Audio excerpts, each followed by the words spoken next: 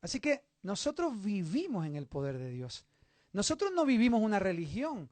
Nosotros vivimos una relación con aquel que creó el universo, con aquel que te dio la vida, con aquel que recogerá tu vida en los últimos momentos de tu vida en la tierra, con aquel que sana a los enfermos, que sana depresiones. Nos relacionamos con el que hizo resucitar a Jesucristo al tercer día. Y nosotros vivimos en el poder de Dios. Y si me dicen si estamos locos, completamente. Absolutamente loco. Absolutamente loco por Cristo.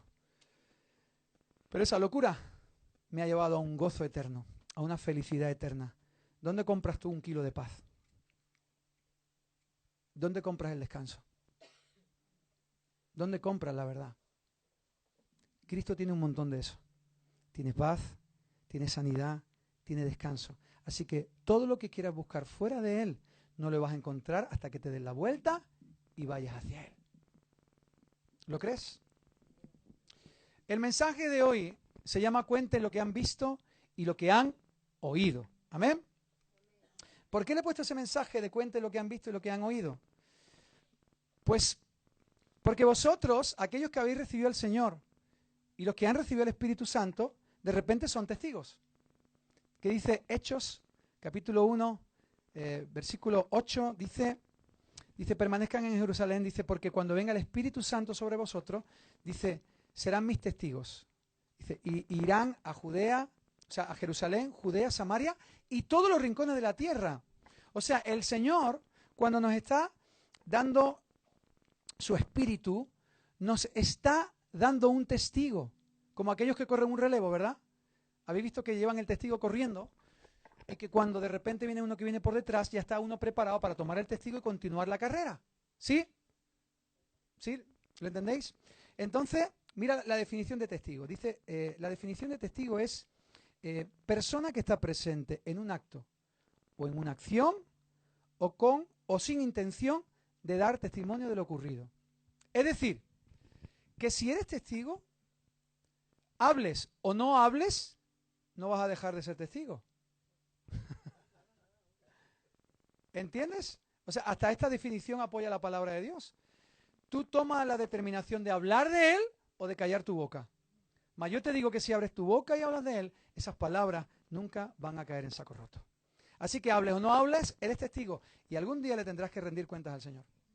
Y Él te rendirá cuentas. Y te dirá, ¿qué hiciste con lo que te di? Así que es tiempo de que abras tu boca y cuentes las maravillas que Dios está haciendo en tu vida, como ha contado Domingo y como yo te estoy contando. Vámonos a Isaías capítulo 29, versículo 17 al 19. Si tenemos Biblia, ¿alguien me puede traer? Apocalipsis 19, versículo 10. Voy a intentar ir rápido porque normalmente la alabanza no dura tanto, pero tenía el deseo de adorar al Señor con libertad.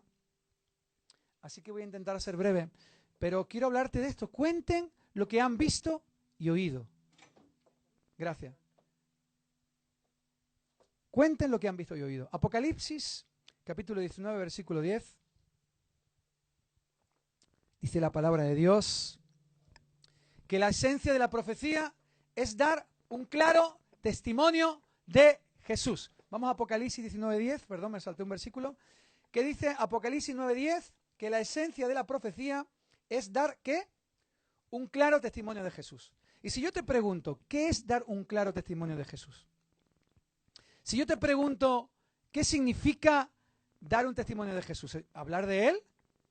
¿Ser un cristiano moralmente correcto? ¿Ser alguien que da un buen testimonio a su vecindario?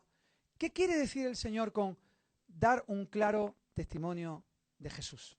Y yo quiero irme a las Escrituras. Ahora sí, vamos a Isaías, capítulo 29, del versículo 17 al 19. Y quiero hablarte un poco del trasfondo de este profeta. El profeta Isaías, 700 años antes de Cristo, él vivió una guerra civil. Él fue testigo también de cómo se dividió Palestina. Y se dividió en el reino del norte, aquellos que estudian el SEAN. A ver, levanta tu manita, lo del SEAN. El norte, ¿cómo se llamaba? Israel. ¿Y el sur? Judá, el reino de Judá, ¿vale? Se divide, él ve una guerra civil, se divide la nación en dos, pero él también es presencia como los asirios destruyen la nación de Israel. O sea, él es testigo de dos batallas, una interna, en su propia casa, y otra externa. Y ahí el Señor trae esta palabra profética que habla de una palabra hacia Jerusalén. Una palabra profética que habla de la restauración de Jerusalén.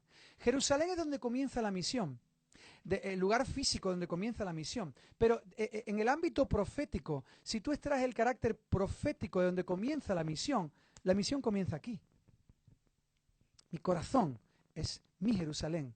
Y desde ahí, a mis lugares más cercanos, a las ciudades colindantes y a todos los rincones de la tierra. Así que si extraemos el carácter profético de esta palabra, aquellos que están pasando por crisis, dentro de casa y fuera, el que tiene oídos que escuche lo que el Espíritu quiere decir, escucha esta palabra que Dios lanza a Isaías. Dice, en aquel día los sordos oirán cuando se lean las palabras de un libro, versículo 17 al 19, NTV. En aquel día los sordos oirán cuando se lean las palabras de un libro y los ciegos verán a través de la neblina y de la oscuridad. Los humildes se llenarán de una alegría nueva de parte del Señor y los pobres se alegrarán en el Santo de Israel. Mira que en este momento caótico comienza el Espíritu de Dios a hablarle a Isaías y a darle una palabra donde habla de la esencia del Evangelio. Le empieza a reenfocar en la esencia del Evangelio. Está diciendo que, los sordos oirán, aquellos que no oían a Dios comenzarán a oír a Dios. Está diciendo que cuando se lean las palabras de este libro de la Torá o de la Escritura, dice que los ciegos, aquellos que no ven, comenzarán a ver. Dice que los humildes se llenarán de una nueva alegría. Esta es la palabra gozo. El gozo es algo espiritual. La alegría viene de fuera y depende de factores externos. Pero lo que Dios te da es gozo, es llenura. Y el gozo es del Espíritu Santo. El gozo te permite estar bien cuando afuera todo está mal. Y esta es la verdad que el Espíritu de Dios le está dando a Isaías, le está dando una profecía. Le está diciendo, tranquilo, porque va a venir algo nuevo, algo que va a traer una apertura de oídos, algo que va a traer una apertura en la vista, algo que va a traer un gozo nuevo y algo que va a hacer que se levanten y se sanen los enfermos. ¿Por qué? Volvemos a Corintios, 1 Corintios, capítulo 4, versículo 20. Pues el reino de los cielos no se trata solo de palabras, sino de vivir en el poder de Dios. ¿Puedes repetir conmigo? El reino de los cielos no se trata de palabras, sino de vivir en el poder de Dios. ¿De vivir en qué? En el poder de Dios. Amén. ¿Tú sabes que esta palabra se cumple con Juan el Bautista? Usted sabe, aquellos que conocen la Escritura y los que no la han leído nunca esta parte, en Mateo capítulo 11, versículo 3 al 6, Juan el Bautista es encarcelado. Y cuando es encarcelado, Juan el Bautista, de repente, aquel que le dijo a Jesús, mira, ¿veis a este que viene? Yo no soy digno ni siquiera de ponerle la sandalia. Ahí está el Cordero de Dios que quita el pecado del mundo. Él es el Mesías. Es necesario, fíjate lo que decía, es necesario que yo me haga pequeño para que ese que viene por ahí, que es Jesús, se haga grande. Y de repente lo meten en la cárcel y cuando lo meten en la cárcel llama a sus discípulos y cuando vienen sus discípulos a la cárcel manda a sus discípulos a preguntarle a Jesús, aquel del que él había declarado, del que él había hablado, del que él había bendecido con su palabra, si él era el Mesías. Y lo manda. Y los discípulos de Juan salen de la cárcel, van a buscar a Jesús. Jesús estaba desatado, bautizando peña, dando palabras. Ahí estaba Jesús en su pleno apogeo. Y cuando va y dice, hola, somos los discípulos de Juan. Es que Juan nos manda de la cárcel para preguntarte si tú eres el Mesías. Y hace así, supongo que Jesús hizo así, al que se iba a bautizar, al que le tocaba. Espérate. Y se va para los discípulos de Juan. Y en Mateo 11, 3 al 6, le declara esta profecía que estaba escrita 700 años antes de Cristo. Y le dice, regresen a Juan y cuéntanle el qué, lo que han visto y han oído. Los ciegos ven, los cojos caminan, los leprosos son curados, los sordos oyen, los muertos resucitan y a los pobres se les predica la buena noticia. Porque el Evangelio no se trata de palabras, sino de poder de Dios en acción, de personas que han sido transformadas, sanadas por Cristo. Y lo reenfoca en la esencia del Evangelio.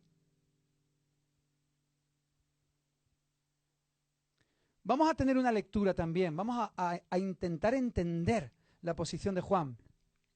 Juan en una prisión, que no era como las de hoy, que hay hasta tele y agua caliente, ¿verdad? Te lo digo yo porque yo antes de conocer al Señor era traficante y yo estuve varias veces en cárceles. Y cuando yo entré en prisiones en el año 2000, las cárceles todavía eran chungas. 300 en un módulo y habitaciones de 2 metros por 1,5 metros, donde convivíamos 3 personas, y a saber quién te tocaba al lado. Lo mismo era un asesino, un violador, y ahí, si había una pelea con la puerta cerrada, muchos se mataban. Pues peores eran las cárceles donde estaba Juan.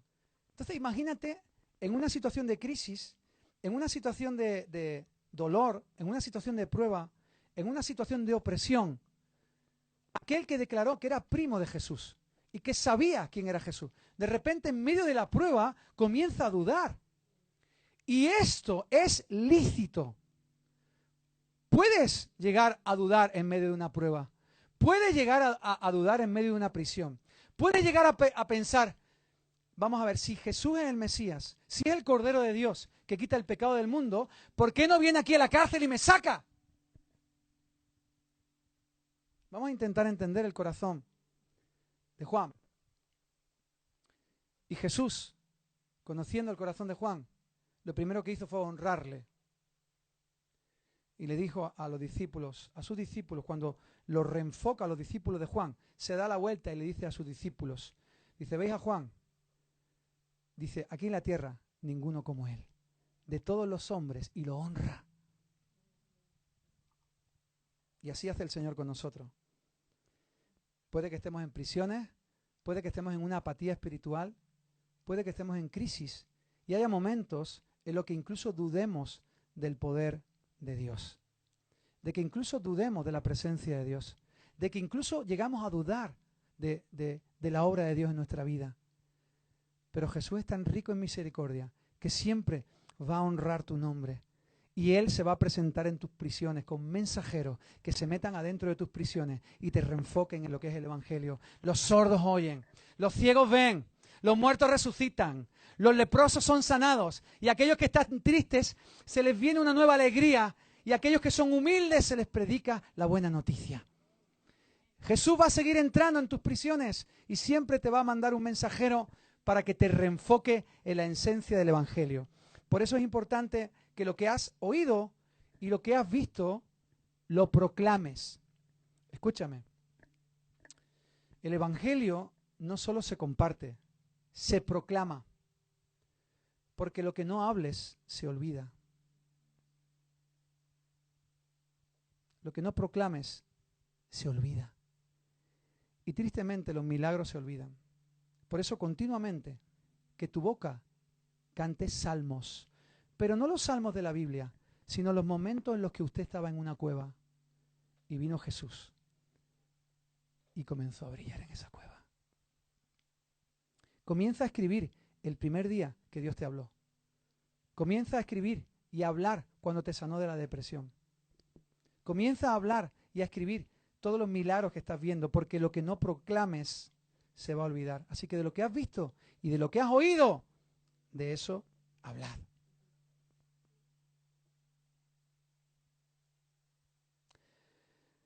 En nuestra iglesia tenemos 2 médicos que son una bendición y están sirviendo también en el Café con Dios Sevilla. Ya hemos levantado la obra hace 2 meses en Sevilla y no para de entrar personas y gente recibiendo al Señor y teniendo un encuentro genuino con Jesús. Y nos están ayudando a servir 2 médicos y estos 2 médicos son una bendición porque Dios pone personas profesionales en cada lugar a ser sal y luz. Y de hecho, ella se llama Luz. Y Ella estuvo en un tiempo trabajando como partera y nos cuenta un testimonio muy fuerte, muy poderoso, donde sacando a luz a un niño, venía reliado con el cordón umbilical y venía asfixiado, sin oxígeno. Y cuando intentaron reanimarle, el niño no respondía. Le pusieron todos los aparatos para ver el pulso, no tenía pulso y el aparato era encefalograma plano. Pasaron 5 minutos, 6 minutos, dice esta doctora, y un médico tiene cuidado con contar testimonios, porque son gente de ciencia, y ellos tienen cuidado y temor con hablar de estos testimonios. Llegó a estar 28 minutos en muerte cerebral y sin latido de corazón.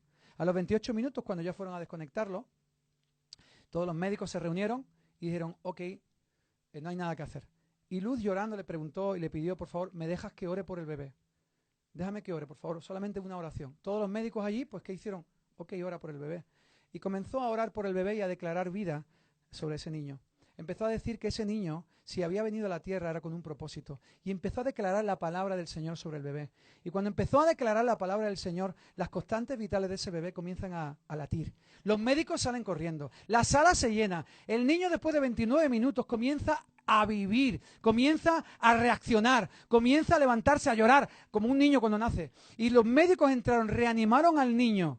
Y no solamente reanimaron al niño, sino que varios meses después, y ahora ha pasado casi 2 años después de ese milagro de ese bebé, el niño no ha quedado con ninguna secuela cerebral.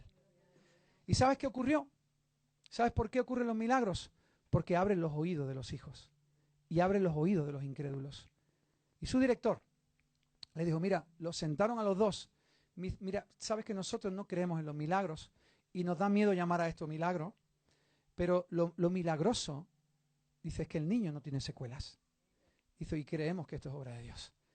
Y eso ha dado pie para que se predique el Evangelio, el cual Jesús le estaba diciendo a los discípulos de Juan, cuando Cristo está en la casa, los sordos oyen, los ciegos ven, los muertos resucitan, los leprosos son sanados, aquellos que están tristes recuperan el gozo y aquellos que son humildes escuchan la buena noticia del Señor. Mi pregunta para ti es, ¿estás creyendo en el poder de Dios? ¿Estás caminando en el poder de Dios? ¿Y estás creyendo que Dios puede sanar? Y el hecho de que no sane, como compartió Johnny hace poco, no significa que Dios no quiera hacerlo, pero Él tiene planes que son más grandes que los míos y tiene un propósito perfecto. Así que de lo que has visto y de lo que has oído, habla. ¿Cuántos han visto milagros? Yo te estoy hablando del bebé que salió a la vida. Gloria a Dios. Gloria a Dios. Pero el mayor milagro que yo he visto en mi vida es un corazón de piedra transformado en un corazón de carne. El mayor milagro que he visto yo en mi vida es nacer de nuevo. Ese es el mayor milagro que usted puede ver aquí. Y eso no es algo que venga ni del agua ni de la sangre. Eso viene del Espíritu. Así que adoramos a un Dios sobrenatural y quiero que nos enfoquemos en la esencia del Evangelio, porque no se trata solo de palabras, sino de vivir en el poder de Dios. Amén. Mira, tengo tantos testimonios que contarte y tantas cosas que decirte que me quedaría aquí toda la noche contándote historias. ¿Sabes que esta iglesia, Café con Dios, comienza porque me invitaron a tocar en un casino que se llamaba V de Vegas? Y me escriben y me dicen, tenemos una actuación para ti en un casino. Y claro, cuando ¿lo conocéis? Sí, hermana. Yo también he estado, Pilar. Yo también he estado. Y encima, peor que tú, tocando. Me escriben para contratarme y yo le digo a Vanessa, pero ¿yo qué hago en un casino? O sea, ya no tengo suficiente con ir a los lugares oscuros, sino es que ahora encima también con las maquinitas, todo a la vez, todo junto, las maquinitas, el arco, la gente allí drogando, todo junto. Era una broma, Pilar. Era una broma, corazón mío. Sí. Pues gloria a Dios. Pues ¿sabes qué? Se abrió una brecha ahí, se abrió una brecha, gloria a Dios, que levantamos un altar y ahí se abrió una brecha y se convirtió en un sitio benéfico. Pero escúchame, atiéndeme, y cuando fui a tocar allí, fue el peor bolo de mi vida, el peor bolo de mi vida. Yo estaba allí en una cabina encima como si fuera un altar, allí en lo alto, yo no sabía ni qué poner ya, porque nada más que había personas mayores allí bailando así, otros con las maquinitas con cara de posesos, ¡ah! Otros jugando ahí a la ruleta, y nadie bailaba. Y yo me veo allí tocando, y había momentos en los que yo sonreía, todo hipócrita. Y por dentro decía, ¿para qué me has traído aquí? ¿Qué sentido tiene esto, papá? ¿Para qué yo he venido aquí? Pero es que el Señor nos dijo que fuéramos para allá. Cuando terminó la actuación, el director del casino dice, yo te llevo al hotel. Se montó conmigo en el coche, me llevó en dirección al hotel, un tío vestido de chaqueta, guapote. No sé si algunos se acuerdan, las primeras reuniones en las casas de café. Así vestido de chaquetota y conduciendo, y me miró. Y venga a mirarme. Yo intimidado. Digo, este me va a pegar una paliza aquí de la sesión tan mala que he hecho.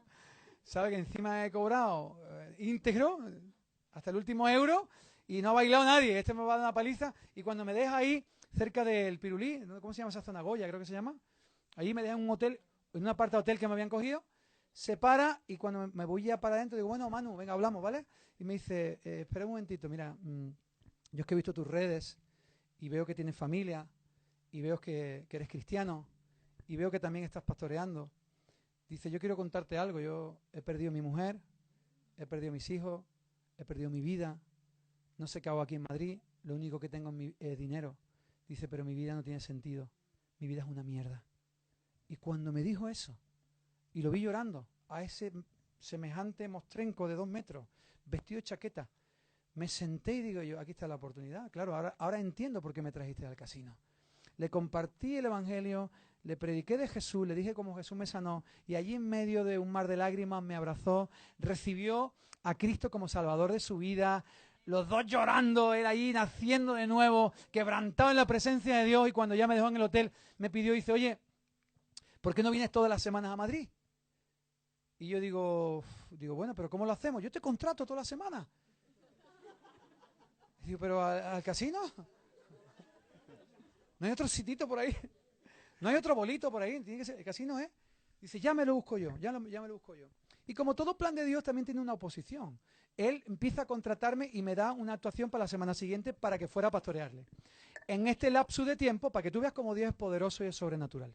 En ese lapsus de tiempo, de repente un señor llamado Ale Guerrero, que es DJ, un DJ famosito, me habla de que ha escuchado mi testimonio por internet y que quiere conocer a Jesús. Le habla a otro DJ que es José, que lo hemos casado hace poco, le habla también de Jesús y dice, mira el testimonio de este DJ. Escucha el testimonio, recibe a Cristo y nos juntamos en la primera célula, que no fue aquí, fue en una casa, nos juntamos el director del casino, el DJ Ale Guerrero y José. Y ahí nos juntamos y empezó la visión de Café con Dios, que empezó a hablarnos en medio de vigilias, que él quería hacer algo en el corazón y en el centro de Madrid. Así que date cuenta al Dios que adoramos. Es un Dios que es capaz de hacer luz donde hay tinieblas. Es un Dios que es capaz de decir vida cuando otros ven muerte. Es un Dios que es capaz de levantar un altar de adoración en un lugar de corrupción y abrir una brecha espiritual donde el cielo se hace latente. Es un Dios que te reviste, aquellos que están enlutados los viste de blanco y aquellos que les transforma su lamento en danza. Así que este es el enfoque del Evangelio que nosotros tenemos que predicar. Un Dios poderoso, un Dios que resucita, un Dios que sana, un Dios que transforma, un Dios que levanta al caído. Y a este es al Señor que yo estoy adorando. Si no, ¿cómo tú te crees que voy a dejar toda mi vida para venir desde Chiclana a Madrid durante 2 años, toda la semana, a levantar una obra aquí, apoyado por otros líderes que años atrás, como Fernando, Segundo Navaza y todos los ancianos de Buenas Noticias, años atrás oraron por un avivamiento aquí y Dios conectó esa oración con la visión que Dios nos dio. Un Dios poderoso que trasciende los tiempos. Y hoy veo aquí personas que no solamente están en Cristo, sino que hemos podido casar, que están estudiando teología, que están sirviendo al Señor, que están trabajando con esmero, futuras parejas, futuras personas que ya están trabajando para evangelizar todo lo que es la capital de Madrid. Y estos son los milagros de Dios. Esto es para darle la gloria al Señor. Dale la gloria al Señor, claro que sí, dale la gloria al Señor. Les hablamos de lo que hemos visto y de lo que hemos oído. Así que, si Dios, escucha lo que te voy a decir, si Dios te acepta tal y como eres, ¿por qué tú no aceptas a Dios tal y como es?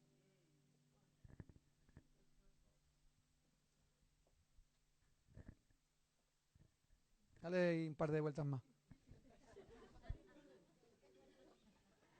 Centrifuga, centrifuga. Que esto hay que masticarlo. ¿Puede acompañarme, Eva?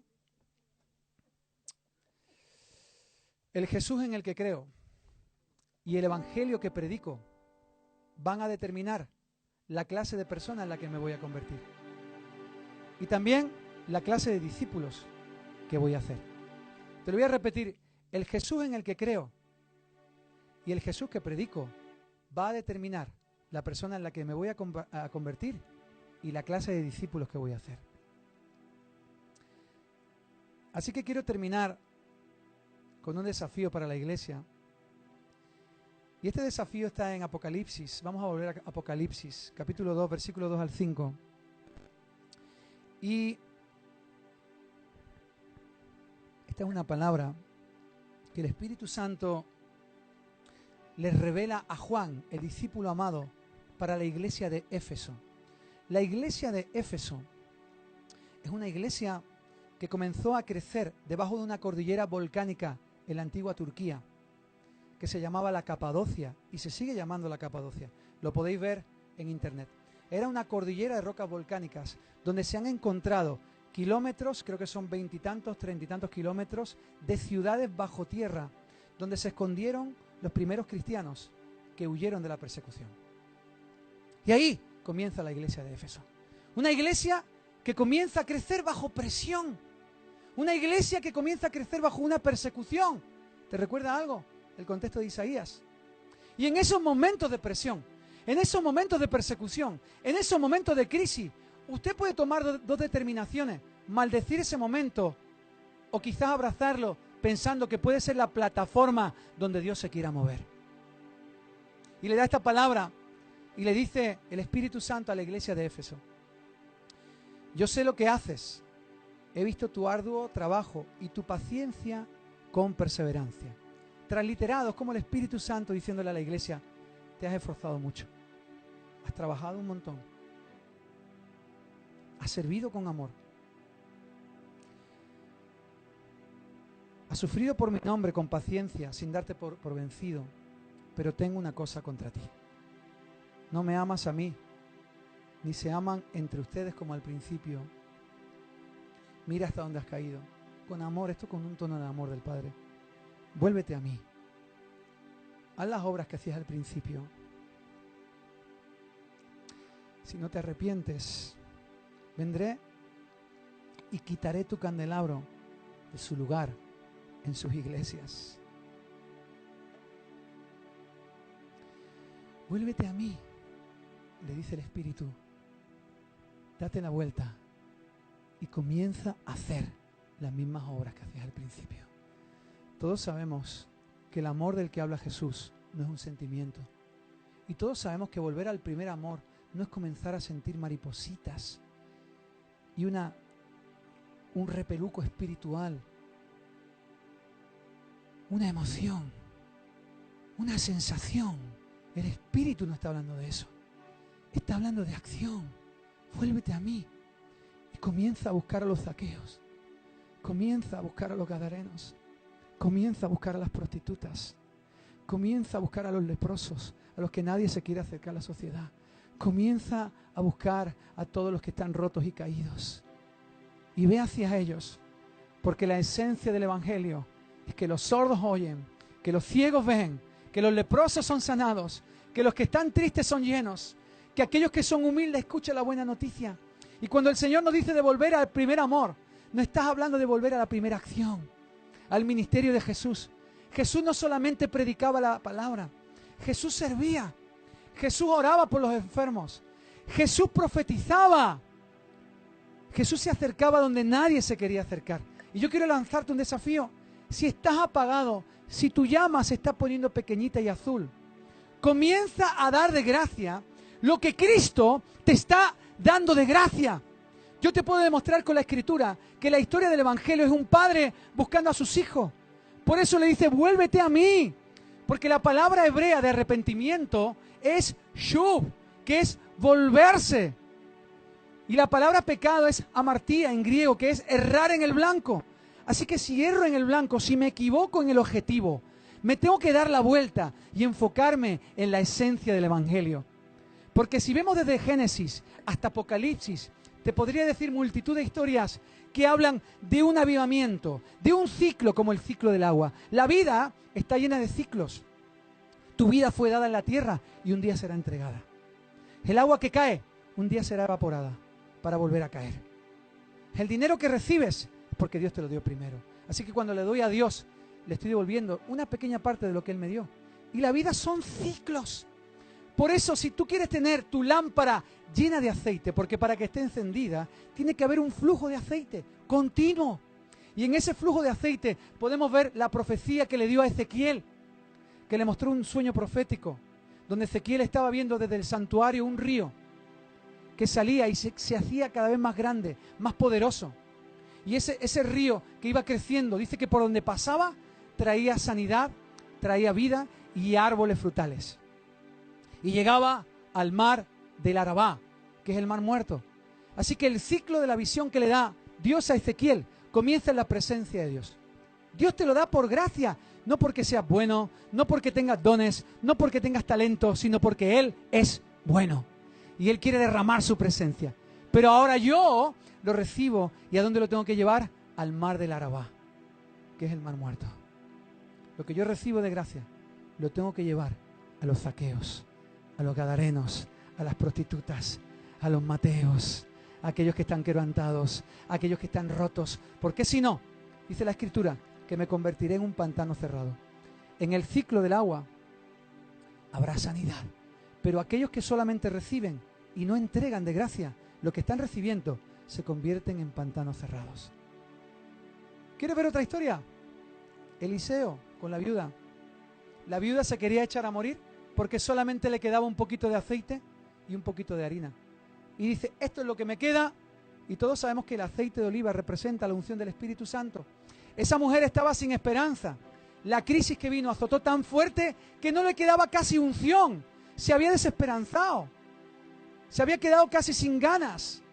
Pero cuando llega Eliseo como símbolo mesiánico, le dice, ok, te voy a enseñar las matemáticas del cielo. ¿Qué te queda un poco? Vale, ¿quieres entrar en el ciclo del agua? Dámelo. Dámelo. Y el aceite de oliva no parará de fluir. Pero sal a tu vecindario, a tu oikos, y tráeme cántaros vacíos, que son corazones vacíos. Y comienza a traerlos a casa. Y mientras estés trayendo corazones vacíos, el aceite de oliva no parará de fluir. Y no parará de fluir. Así que si estás apagado, si tu fe está menguando, si te estás desenfocando porque estás pasando por una prueba demasiado fuerte, ya sea enfermedad, ya sea depresión, ya sea prisión, no te olvides que siempre va a venir un mensajero a meterse en tu cárcel, a meterse en tu enfermedad, a meterse en tu crisis, a decirte, lo poco que te queda, dámelo y yo haré fluir el aceite de oliva en el nombre de Jesús.